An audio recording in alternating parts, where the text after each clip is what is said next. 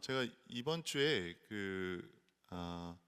저기 서울에 있는 친구가 전화가 왔습니다. 이 친구가 저에게 하는 얘기가 자꾸 화가 난다는 거예요. 왜 그런지는 모르겠는데 자꾸 화가 치밀어 오른다고 했습니다. 그러면서 하는 얘기가 뭐냐면, 이 친구는 서울에서 그 유명한 지옥철을 매일같이 타고 출퇴근을 하는데, 이 지옥철을 타고 출퇴근하면서 수많은 사람들을 보는데 자기가 봤을 때는 그 사람들이 다 화가 나 있는 것처럼 보인다는 거예요. 사람들이 다 분노에 차 있는 것 같다는 생각이 든다고 했습니다. 마치 이렇게 생각하는 것 같이 느껴졌대요. 부딪혀만 봐라, 나하고 눈만 마주쳐 봐라, 이런 생각이 들었다는 거예요. 그런데 실제로 제가 기사를 찾아보니까 요즘에 어깨빵이 유행한다고 합니다. 어깨빵.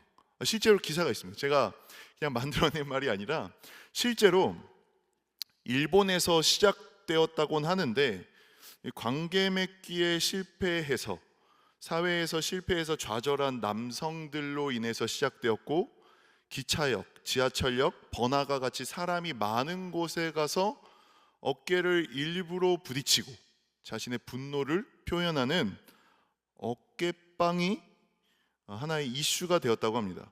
그리고 실제로 기사를 찾아보니까요, 9월에 우리 대구 동성로에서 20대 한 남성이 저녁에 실제로 어깨빵을 시전하셨다, 그런 기사가 나왔습니다. 어깨빵을 시전했다.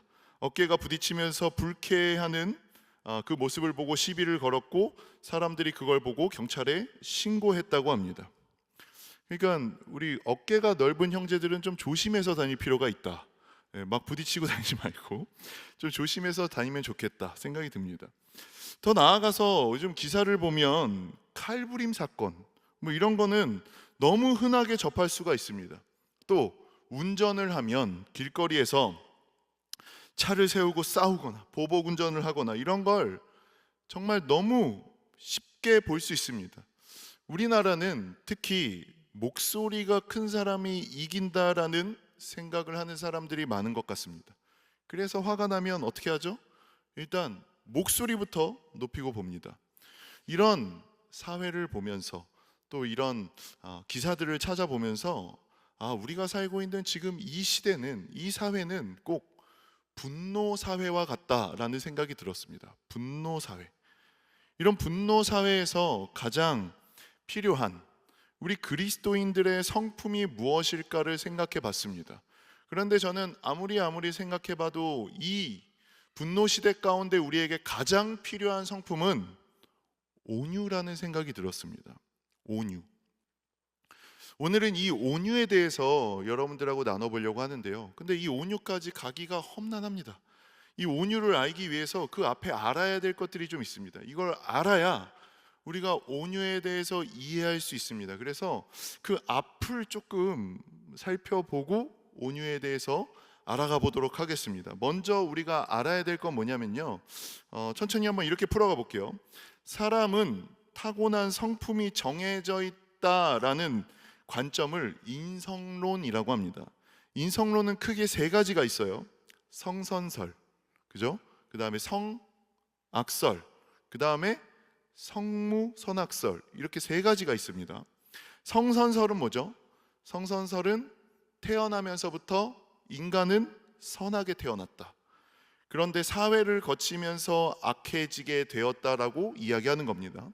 두 번째 성악설은 인간은 태어나면서부터 악하게 태어났다는 겁니다. 반대로 선한 것은 사회에서의 교육을 통해서 인간이 선해질 수 있다라고 얘기하는 겁니다. 세 번째는 성무선악설. 이거는 인간은 선하지도 않고 악하지도 않고 환경에 따라 선할 수도 있고 악해질 수도 있다, 이렇게 얘기하는 게 성무선악설입니다. 그러면 여러분들은 우리 기독교와 가장 가까운, 완전 똑같진 않을 수 있겠지만 기독교와 가장 가까운 건 뭐라고 생각하시나요? 1번 성선설, 2번 성악설, 3번 성무선악설. 뭘까요? 자, 나는 1번 성선설이라고 생각한다. 우리 기독교와 가장 가까운 건 성선설. 없네요. 2번, 나는 성악설이라고 생각한다. 성악설. 3번, 성무선악설이라고 생각한다. 3번도 있고 2번도 있고 1번은 없었던 것 같아요. 완전 똑같다고는 할 수 없지만 우리 기독교와 가장 그나마 가깝다, 완전 똑같진 않습니다. 근데 가깝다라고 볼 수 있는 건 어쩌면 성악설인 것 같습니다. 왜냐하면 우리는 아담 이후로 모든 인간은 죄인이 되었다라고 믿고 있습니다. 이걸 원죄라고 합니다. 원죄. 우리는 원죄를 믿기 때문에 인간은 태어나면서부터 악하게 태어났다, 죄인으로 태어났다. 그러니까 이게 성악설하고 그나마 제일 가까운 것 같습니다. 제가 인간의 원죄, 인간의 죄에 대해서 물론 저 자신을 보면서도 많이 깨닫지만, 제가 정말 인간은 원죄를 갖고 태어나는구나를 생각하게 된 아주 결정적인 계기가 있는데, 그게 뭐냐면 아이 셋을 키우면서입니다. 저는 아들 셋을 키우는데 제가 정말 거짓말 조금 못해서 우리 아이들은 하루에 50번씩 싸웁니다. 50번도 약한 것 같아요. 여러분 여기 형제, 자매, 남매 다 동의하시죠? 하루에 50번 정도는 싸우시잖아요. 근데 싸우는 내용을 보면 동생이 뭔가 재밌는 걸 가지고 놀고 있는 걸 보면 형이 그걸 그대로 뺏어갑니다. 그럼 이제 동생은 놀던 걸 뺏겼으니까 부모님한테 와서 울면서 일러요. 그럼 이제 부모님인 저는 가서 형에게 야, 너 그거 왜 뺏었어? 라고 하면 이렇게 대답합니다. 재밌어 보여서요. 답이 이게 다예요. 명분도 없어. 그냥 재밌어 보여서 뺏었다는 거예요. 세상에 죄인도 이런 죄인이 없습니다. 아이들은 어른들처럼 필터링이 되지 않으니까요, 그냥 죄를 짓고 싶으면 죄를 지어요. 명분이 없어요. 애들 죄 짓는 걸 보면 정말 그냥 죄인 날 것 그대로입니다. 어른들은요, 가지고 싶다고 해서 뺏지 않잖아요. 뺏는 분 없죠? 여러분 보고 탐난다고 막 그냥 뺏지 않잖아요. 그런데 만약 그 물건이 너무 빼앗고 싶어, 너무 좋아 보여, 그러면 어른들은 어떻게 하냐면 명분을 만들어요. 저걸 내가 가져야 되는 명분을 만든단 말이죠. 근데 제가 계속해서 설명한 것처럼 아이들은 명분이 없어요. 좋아 보이면 손부터 나가는 거예요. 몸부터 나가는 거예요. 성경은요, 이렇듯 아이들만 그런 게 아니죠. 우리도 마찬가지고 인간은 다 죄인이라고 말하고 있습니다. 원죄를 가지고 태어난다라고 말하고 있습니다. 그래서 다윗은요 이렇게 고백해요. 우리 시편 51편 5절 같이 한번 읽어볼까요? 읽어보겠습니다. 내가 죄악 중에서 출생하였으며 어머니가 죄 중에서 나를 잉태하였나이다. 네, 우리 모두는 죄인입니다. 우리는 죄로부터 죄 안에서 태어났어요. 여러분, 우리는 모두 죄인입니다. 이 말에 동의하시나요? 동의. 제가 좀 확인이 필요해서 자, 여러분 동의하시면 아멘 하시면 돼요. 알겠죠? 인간은 모두 죄인입니다. 동의하시나요? 동의 안 하시나요? 이 동의를 해야 제가 설교를 이어갈 수가 있어요. 이게 동의하셔야 온유를 설명할 수가 있습니다. 제가 다시 한번 물어볼게요. 여러분, 우리는 인간은 모두 죄인입니다.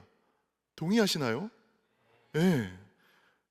인간은 모두 죄인이에요. 우린 죄악 중에서 출생되었다라고까지 말하고 있습니다. 그래서 인간은요, 우리는 죄를 지었기 때문에 죄인이 아니라 죄인이기 때문에 죄를 짓는 겁니다.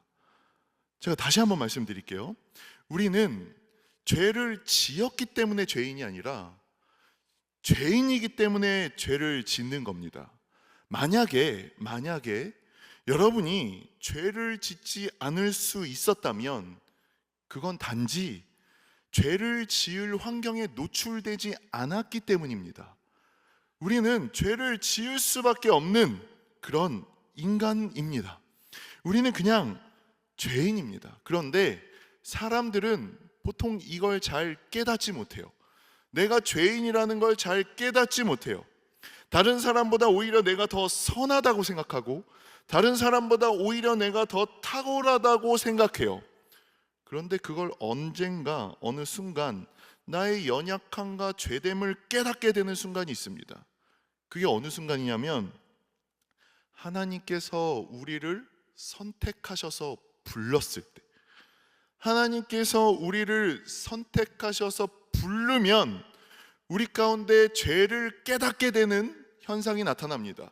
이걸 마태복음 5장 3절에서는 이렇게 표현하고 있어요. 우리 한번 5장 3절 같이 한번 읽어볼게요. 읽어보겠습니다. 심령이 가난한 자는 복이 있나니 천국이 그들의 것임이요. 여기서 심령이 가난하다는 이 가난은요, 이건 나로부터 만들어지는 어떤 가난을 얘기하고 있지 않아요. 주님께서 부르셔서 그 사람들의 심령 안에서 주님으로부터 시작되는 심령의 가난을 말하고 있습니다. 그러니까 다시 말하면 죄를 지을 수밖에 없는 나 자신을 깨닫게 되는 거예요. 죄덩어리인 나 자신을 발견하게 되는 거예요. 눈을 뜨면서 잠을 자는 그 순간까지 죄를 지을 수밖에 없는 그런 나 자신을 발견하게 되는 거예요. 여기서 말하는 가난은요, 저 사람을 보니까 내가 가난한 거구나, 저 부자를 보니까 내가 가난한 거구나 라고 느끼는 상대적 빈곤을 말하고 있지 않습니다. 여기서의 가난함은 완전히 파산난 상태, 다른 사람의 도움이 없이는 생존 자체가 불가능한 완전히 거지와 같은 상태를 말하고 있습니다. 이게 바로 심령의 가난입니다. 교회는 바로 이런 사람들이 모이는 곳이에요.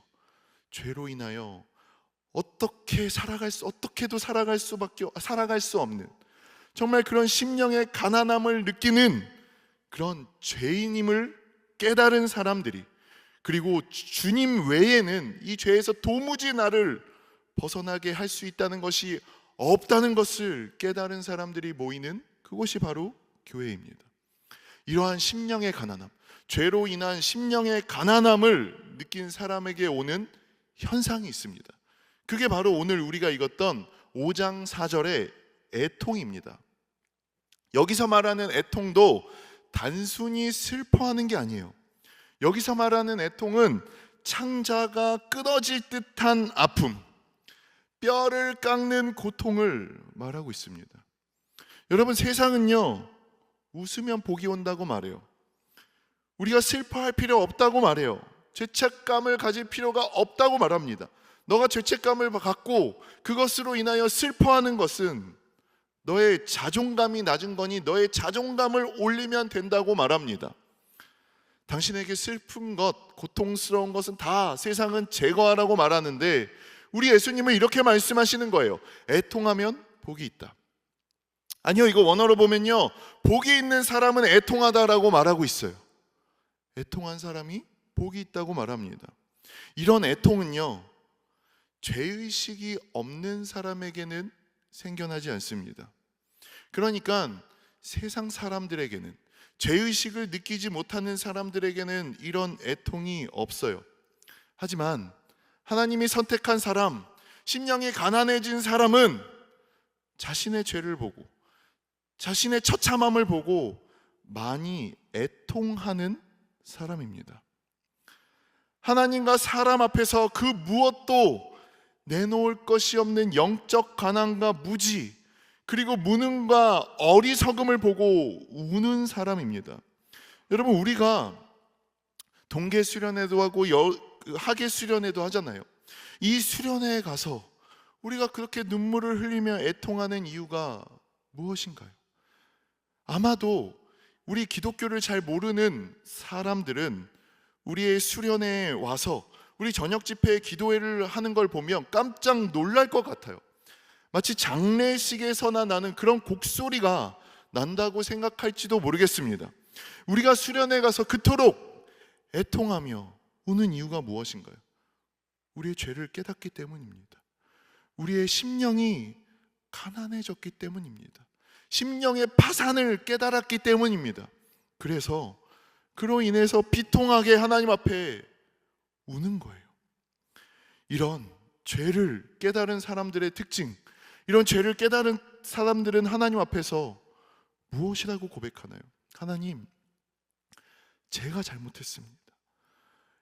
이런 심령의 가난함을 깨달은 사람들은 하나님, 이 모든 게 제 잘못입니다. 하나님, 나는 죄인입니다. 이렇게 고백하게 됩니다. 그런데 여러분 한번 생각해 보세요. 이러한 애통함, 이러한 심령의 가난함이 없어서 나의 잘못을, 나의 죄를 깨닫지 못했을 때 우리는 어떻게 했나요? 이렇게 보통 했을 거예요. 하나님, 나는 잘못이 없다고. 나는 잘못이 없다고. 이렇게 된 건 다 너 때문이라고. 이렇게 된 건 다 너 때문이라고. 환경과 사회가 잘못된 것은 다 사람 탓이라고. 아니, 어쩌면 환경 탓이라고, 사회 탓이라고 다른 탓을 했을 거예요. 당신들 때문에 사회가 혼란해졌고, 당신들 때문에 교회가 부패했고, 당신들 때문에 지구가 아파한다고 생각했을 거예요. 그런데 하나님이 선택하셔서 그 부르심을 받은 사람들은 죄를 깨닫고 나면 이렇게 고백하는 거죠. 당신 때문이 아니라, 사회 때문이 아니라, 환경 때문이 아니라 나의 죄 때문이라고, 나의 죄 때문이라고 하나님 앞에 통곡하며 울게 되는 겁니다. 아마 여기서 기억하는 사람은 아마 거의 없을 거예요. 1989년에 한 운동이 있었는데 김수환 추기경에 의해서 시작된 운동이었습니다. 내 탓이요. 제가 이 초등학교 때 기억이 나는데 정말 거의 길거리에 다니는 차마다 이 스티커가 다 붙어 있었습니다. 1989년도에 여러분들 혹시 이 스티커를 본 기억이 있다는 사람이 있나요? 아마 몇몇 있으시긴 있을 거예요. 제가 어제 잠깐 얘기하니까 이걸 교과서에서 배웠다라고 하시는 분들도 있더라고요. 자, 저는 근데 이 문구가요, 너무 좋은 운동이었다고 생각합니다. 현대에도 다시 회복되어야 될 운동이 저는 이 운동이라고 생각해요.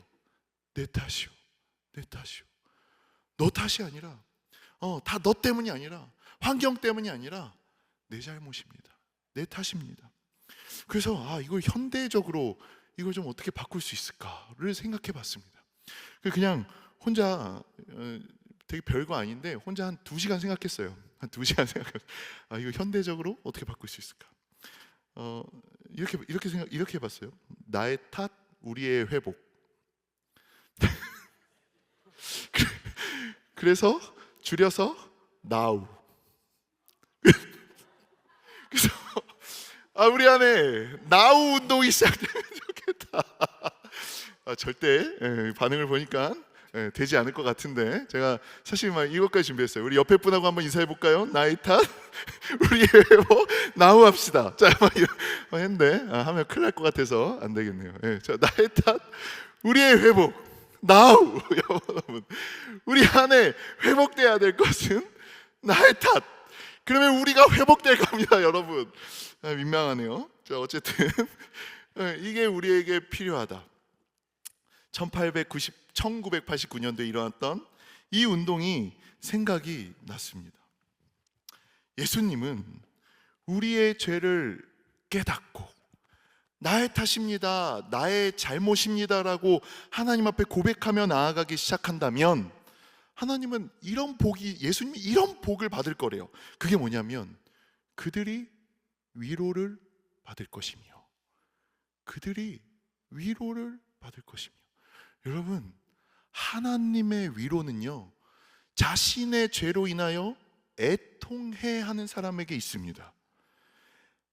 애통함이 있는 사람에게 하늘에서부터 내려오는 위로가 있습니다. 우리 하나님은 죄를 고백하며 애통하는 사람을 위로하시기 때문입니다. 이 말을 다시 거꾸로 말하면요, 하나님의 용서의 은혜는, 그리고 진정한 위로는 자신의 죄에 대해서 애통해야 하는 사람에게 있습니다. 그래서 애통하지 않는, 애통함이 없는 사람에게는 예수님의 위로도 없습니다. 그래서 한번 여러분들 신앙을 돌아보며 생각해 보시기 바랍니다. 신앙의 은혜가, 신앙의 감동이, 신앙의 위로가 없는 사람, 그 사람은 심령의 가난함에서부터, 애통함에서부터 다시 시작되어야 할 것입니다. 그런데 이 애통함에 대해서 보면 조금 더 신기한 것은요, 더 성숙한 신앙인이 되어질수록, 신앙이 성숙하면 성숙할수록 이 애통함은 더 커진다는 겁니다. 반대로 악인은 애통함이 없습니다. 믿는 사람에게는 처음 예수님을 믿고 십자가를 바라볼 때만, 그때만 애통함이 있는 것이 아니라 신앙의 깊이가 깊어질수록 이 애통함 또한 깊어집니다. 반성의 깊이도 더 깊어지고 회개의 깊이도 더 깊어지고 애통함의 깊이가 더 깊어진다는 겁니다. 이러한 죄에 대한 자각으로 인한 애통함, 그리고 하나님의 위로함을 경험한 사람에게 생겨나는 성품이 있습니다. 그게 바로 오늘 제가 말하고자 하는 온유함입니다. 온유함까지 오기 위해서 참 멀리 왔습니다. 우리 5장 5절을 다시 한번 읽어보겠습니다. 온유한 자는 복이 있나니 그들이 땅을 기업으로 받을 것이며. 여러분, 온유함 하면 어떤 생각이 드세요? 천성적으로 부드럽거나 소심하거나 우유부단하거나 약간 바보같이 착한 그런 성격이 생각날지 모르겠습니다. 하지만 여기서 말하는 온유함은요, 선천적으로 타고나는 성품을 말하고 있지 않습니다.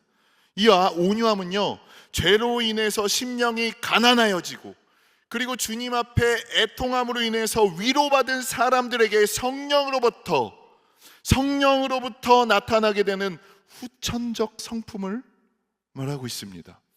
그러니까 심령의 가난함과 애통함을 거친 사람에게 하나님께서 선물과 같이 주시는 성품이 바로 이 온유함입니다.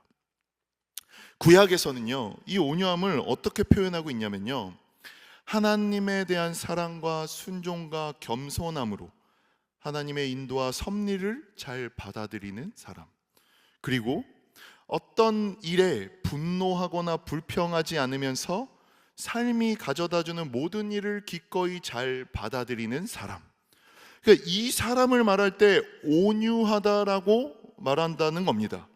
그러니까 이게 어떤 사람이냐면요, 다시 정리해서 얘기하면요, 하나님의 방법이 최선의 길이라는 것을 확신하여서 지금의 현상 가운데 분노하지 않고 받아들이는 그 사람을 온유하다라고 한다는 겁니다. 그러니까 온유는요, 그냥 참는 걸 말하지 않습니다. 그냥 무작정 참는 걸 말하는 게 아니에요. 하나님께, 어떤 상황이든 하나님께 맡기기 때문에 이 상황을 침묵할 수 있는 겁니다. 하나님의 뜻이 있기 때문에 불평하지 않고 화내지 않고 상황을 받아들이며 순종하는 걸 말합니다. 구약에서 온유하면 생각나는 사람이 있어요. 모세입니다. 민수기 12장 3절을 보면 이렇게 말씀하고 있습니다. 이 사람 모세는 온유함이 지면의 모든 사람보다 더하더라. 모세를 온유하다고 말씀하고 있습니다. 지금 이 말씀은요, 모세가 구스 여인을 취했을 때 아론과 미리암이 이 모세를 비방하고 있었습니다. 이러한 비방 가운데 모세는 변명하지도 않았고요, 하나님 앞에 모든 것을 맡기는 그 문맥 속에서 나오는 게 이 말씀이었습니다. 그러니까 다른 사람들의 비난에 불평에 맞대응하지 않았고 하나님 앞에 맡기면서 전적으로 하나님의 처분에 순종하는 그런 삶의 태도에 대해서 모세를 온유하다라고 하나님께서 직접 말씀하고 있는 거예요. 그리고 더 나아가서 온유의 가장 완벽한 예는 누구시냐면 바로 예수님이십니다. 마태복음 11장 28절에서 30절 함께 보도록 할까요? 함께 읽어볼게요. 수고하고 무거운 짐진 자들아, 다 내게로 오라. 내가 너희를 쉬게 하리라. 나는 마음이 온유하고 겸손하니 나의 멍에를 메고 내게 배우라. 그리하면 너희 마음이 쉼을 얻으리니 이는 내 멍에는 쉽고 내 짐은 가벼움이라 하시니라. 네, 예수님은 친히 자신을 온유하다라고 표현하십니다. 예수님은 사람들이 예수님을 비난하고 비방하고 모욕할 때 그들을 늘 온유함으로 대하셨습니다. 특히 이 온유한 성품이 가장 빛나는 곳이 있었는데, 무고한 재판을 받으실 때, 그리고 십자가에 못 박혀 죽으실 때. 마가복음 14장 60절에서 61절, 이것도 한번 읽어볼게요. 대제사장이 가운데 일어서서 예수에게 물어 이르되 너는 아무 대답도 없느냐? 이 사람들이 너를 치는 증거가 어떠하냐 하되 침묵하고 아무 대답도 아니하시거늘 대제사장이 다시 물어 이르되 내가 찬송받을 이의 아들 그리스도냐? 네, 예수님께서 이런 상황에서 정말 무고한 재판에서 죄가 없으심에도 불구하고, 그리고 십자가에 못 박히는 그 순간까지 예수님은 침묵하고 계셨는데, 저는 왜 예수님께서 이렇게까지 침묵하셨는지 늘 궁금했습니다. 그런데 이 온유함에 대해서 알아가면서 예수님께서 온유하셨기 때문이라는 것을 알게 되었어요. 예수님께서 이렇게 침묵을 지키신 이유는 온유함 때문이었습니다. 예수님의 삶 가운데 온유함을 직접 보여주신 거예요. 세상이 볼 때는 이 온유함은 딱히 덕이 되어 보이지 않습니다. 온유함은요, 어리석어 보이기까지 해요. 그래서 세상 사람들은요, 이 온유한 사람을 봤을 때 어떤 생각을 하냐면, 등 쳐먹기 좋겠는데? 이렇게 생각하게 됩니다. 조롱하고 무시하고 아무렇게나 대합니다. 마치 예수님에게 하셨듯이요. 온유함은요, 세상에서 손해를 보게 만드는 것처럼 만듭니다. 온유함은요, 바보 같아 보일 수도 있어요. 그래서 사람들은 사회생활을 하면 할수록, 나이를 먹으면 먹을수록 이 온유함과는 점점 멀어집니다. 온유하면 세상에서 무시당하기 때문입니다. 온유하면 세상에서 손해볼 수 있다고 생각하기 때문입니다. 그런데 예수님은요, 완전히 반전입니다. 온유한 자에게 놀라운 축복이 있다고 합니다. 어떤 축복이냐면 땅을 기업으로 받을 것이며. 이거 너무 놀랍지 않나요? 온유한 자가 땅을 기업으로 받는답니다. 온유와 땅이 도대체 무슨 관계가 있냔 말이죠. 여러분, 땅은 어떤 사람들이 차지하나요? 어떤 사람들이 땅을 차지할 거라고 생각하나요? 온유한 사람이 땅을 차지하진 못할 거예요. 분명히 땅을 차지하는 사람들은 힘이 세고 누구에게도 빼앗기고 싶지 않아 하는 그런 욕망이 있는 사람들, 이 욕망이 있는 사람들, 이 사람들이 땅을 차지할 거예요. 그런데 우리 예수님은 온유한 자가 땅을 기업으로 받을 것이다 라고 말씀하고 있습니다. 이건 뭐냐면요, 온유한 자가 승리할 것이다 라고 말씀하고 있는 겁니다. 결국은 온유한 자가 승리할 것이다 라고 말합니다. 대부분의 사람들은 온유한 사람은 땅을 빼앗길 거라고 생각하죠. 땅을 빼앗기고 손해볼 거라고만 생각하죠. 하지만 우리 온유하신, 그래서 십자가에 무능해 보이면서까지 온유하게 죽으신 그 예수 그리스도를 한번 생각해 보시기 바랍니다. 그 예수님이 지금도 우리의 마음을 사로잡고 있습니다. 그 예수님이 전 세계를 지배하고 있습니다. 그 예수님이 온 우주를 통치하고 있습니다. 이것이 바로 온유의 능력입니다. 이것이 바로 온유의 축복입니다.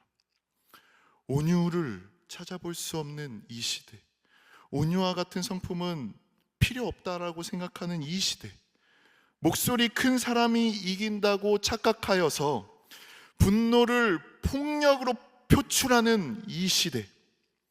하지만 우리 예수님은 그런 사람이 땅을 차지하는 것이 아니라 온유한 사람이 땅을 차지할 것이라고, 온유한 사람이 승리하게 될 것이다라고 말씀하고 있습니다. 온유함이 결국은 어떤 상황에서도, 온유함이 어디서든 결국 승리하게 될 것입니다. 시간이 더뎌 보일 순 있겠지만, 지금 당장은 손해보는 것 같이 보일 수 있겠지만, 그 온유한 성품 가운데, 그 온유한 순종 가운데 우리 하나님께서 반드시 승리하게 하실 줄 믿습니다. 오늘 이 말씀을 믿음으로 받으실 수 있기를 주님의 이름으로 축원합니다. 이제 말씀을 맺겠습니다. 온유는요, 죄로 인한 심령의 가난함으로 시작되어서 애통한 자에게 후천적으로 주시는 성품이라고 말했습니다. 그러니까 이거는요, 믿는 사람은, 예수님을 믿는 사람 누구에게나 주시는 성품입니다. 온유는요, 그냥 참는 게 아닙니다. 그냥 참는 게 아니라 하나님께 맡기기에 이 상황을 침묵할 수 있는 겁니다. 하나님의 뜻이 있기에 불평하지 않고 화내지 않고 상황을 받아들이는 겁니다. 그리고 그러한 온유함이 조금 더딜 수는 있겠지만, 답답해 보일 수는 있겠지만, 결국 우리 하나님께서 승리하게 하실 것입니다. 온유함이 결국 승리하게 될 것입니다. 또한 하나님 나라를 쟁취하고 유산으로 상속받게 될 것입니다. 주님께 맡기셔서 온유한 성품으로 이 세상 가운데 승리하며 나아가는, 이 세상 가운데 승리하며 나아가는 우리 청년들이 되어질 수 있기를 이 시간 주님의 이름으로 간절히 소망합니다.